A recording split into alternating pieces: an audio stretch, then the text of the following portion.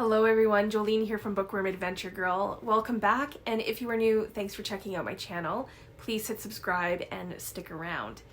It's Christmas Eve, and I hope that you are all well.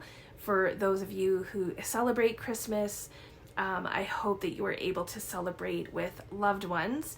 This is our first Christmas in Alberta, so that's very exciting for us. It snowed all day yesterday, but today it looks pretty good. It's cold, but it's good. We had company yesterday. My auntie brought over some of her baked goodies, and some of my favorite Christmas memories as a kid are of everyone being at auntie's, and I hadn't had her Christmas baking in 35 years, so this was a very special treat. Her butter tarts are delicious. She makes her own pastry, and the ginger snap cookies are the best I've ever had. So that was very special. Speaking of treats, today I am going to share the books that I hauled during the month of December, and I also have a giveaway, a little bit of a Christmas present for a couple people. So first, let's start. The first two books are from the Republic of Consciousness. And first up is Tell Me I'm Worthless by Alison Rumfitt. This is a debut novel. The author is a trans woman, and the blurb on the back says this: a dark, unflinching haunted house novel that takes readers from the well of the literary Gothic up through Brighton's queer scene and out into the modern day trans experience. 3 years ago, Alice spent one night in an abandoned house with her friends Isla and Hannah. Since then, things have not been going well. Alice is living a haunted existence. Selling videos of herself cleaning for money, going to parties she hates, drinking herself to sleep. She hasn't spoken to Isla since they went into the house. She hasn't seen Hannah either. Memories of that night torment her mind and her flesh, but when Isla asks her to return to the house, past the keep out sign, over the sick earth where teenagers dare each other to venture, she knows she must go. Together, Alice and Isla must face the horrifying occurrences that happen there, must pull themselves apart from the inside out, put their differences aside, and try to rescue Hannah, who the house has chosen to make its own. Cutting, disruptive, and darkly funny, Tell Me I'm Worthless is a vital work of trans horror that confronts both supernatural and real-world terrors as it examines the devastating effects of trauma and the way fascism makes us destroy ourselves and each other. So this one sounds pretty good, very dark and very intense.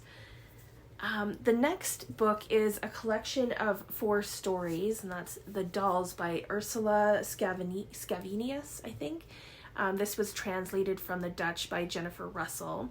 And the back of this one says this: stories from a world both fantastically strange and gruelingly familiar, where isolation, ruin, prejudice, and misinformation soar in an irresistible susurrant fugue of displaced families yearning to belong. Characters are plagued by unexplained illnesses and oblique human-made disasters and environmental losses. A big sister descends into the family basement. Another sister refuses her younger brother. A third sister with memory loss is on the run and offered shelter by Notpla, a man both an ally and an enemy. A fourth set of siblings travel to Hungary with their late mother in a coffin. They each have a different version of their mother's stories. So this will be an interesting short story collection to check out. The next 2 books are From and Other Stories, and first up is Phenotypes, and this is by Brazilian author Paulo Scott, and it's translated from the Portuguese by Daniel Hahn. And the blurb on Goodreads is a little bit better, but I think that this pretty much sums it up to you. So Federico, the white passing mixed race narrator of Paulo Scott's stirring new novel, Phenotypes, grips you from his opening words and what stories he has to tell.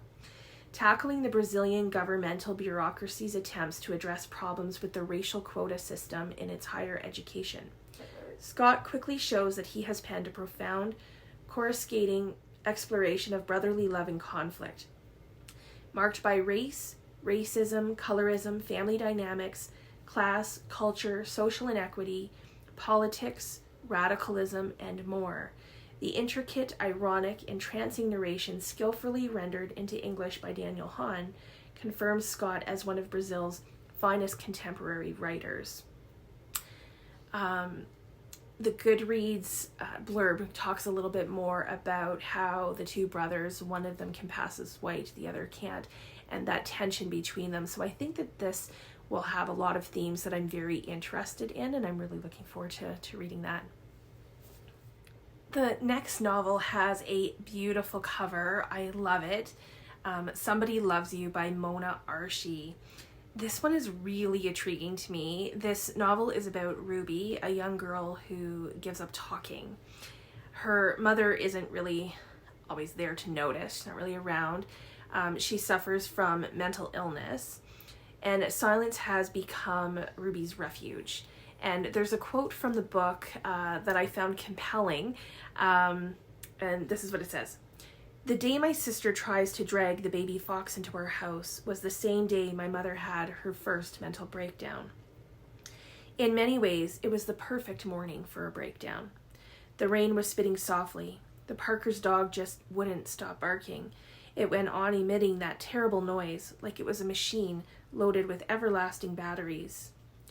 In the living room, I had just finished watching a long documentary about wild kangaroos."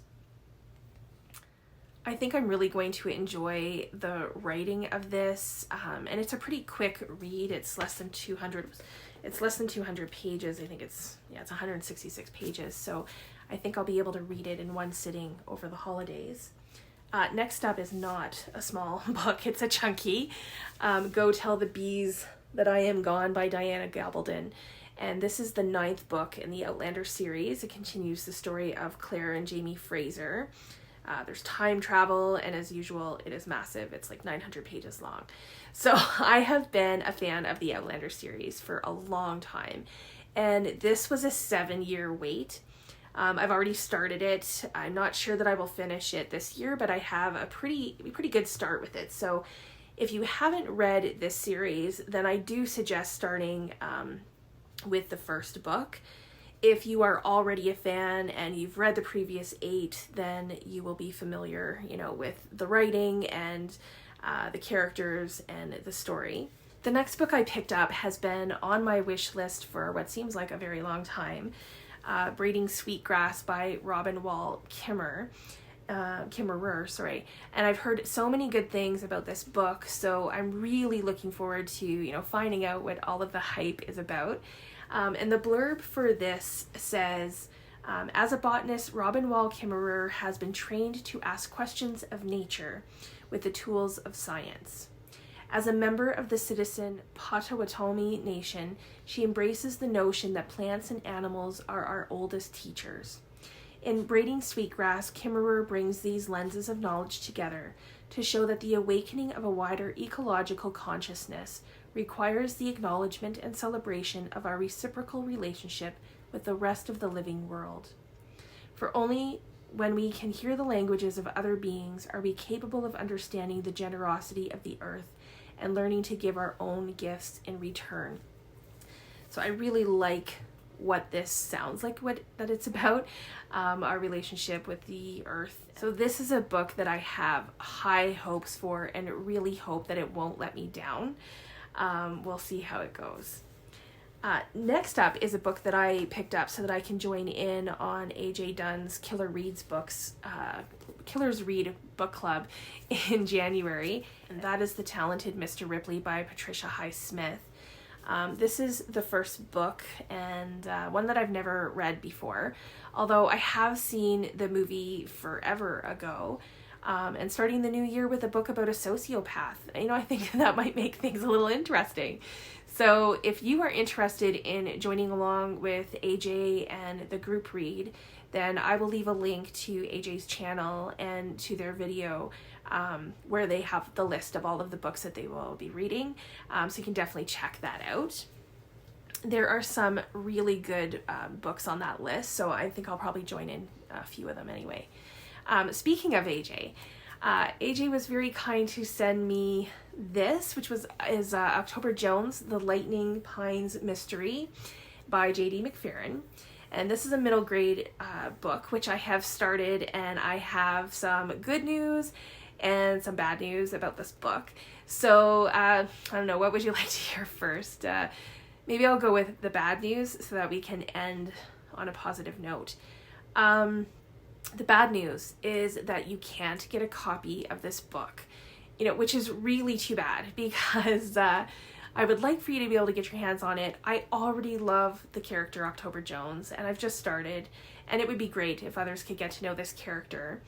The good news is that J.D. McFarren is BookTube's very own AJ Dunn, and AJ is working on another novel, this time for adults, and I have a feeling that it's going to be fantastic. So that's something for the BookTube world, our BookTube community, to look forward to. And then the final group of books that I want to share are from ZG Stories and the University of Regina Press. They sent me the entire Oskana Poetry and Poetics series. And this series includes work by new and established Canadian authors.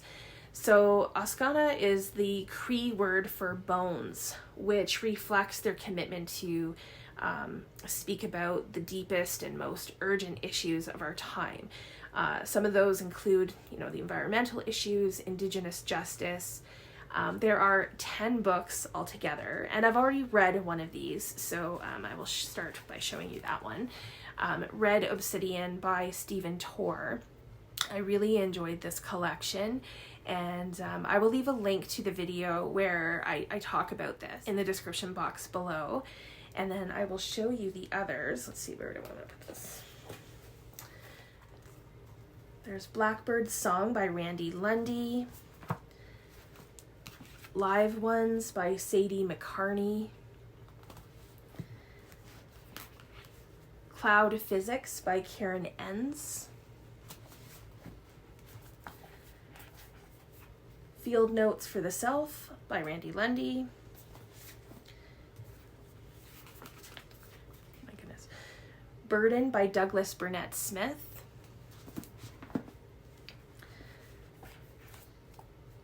"41 Pages on Poetry, Language, and Wilderness" by John Steffler. The House of Charlemagne by Tim Lilburn.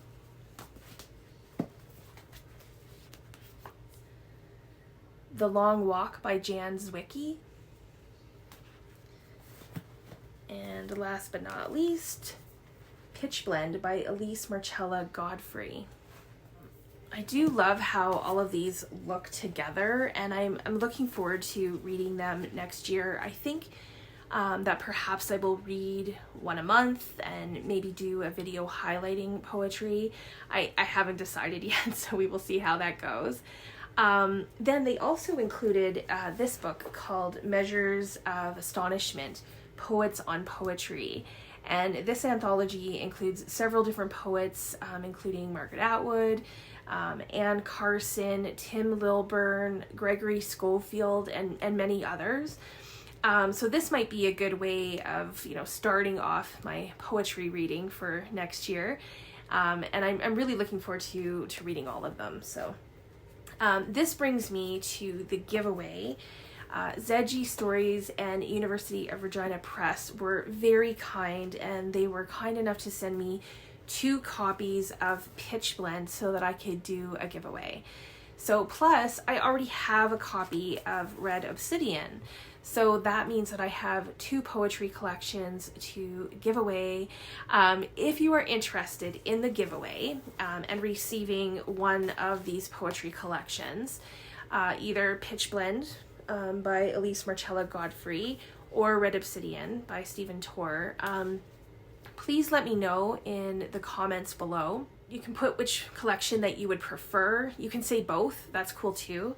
And this is an international giveaway. I have recently reached over 300 subscribers.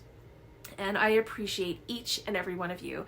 So this is also a way of saying, you know, thank you so much for watching and supporting my channel.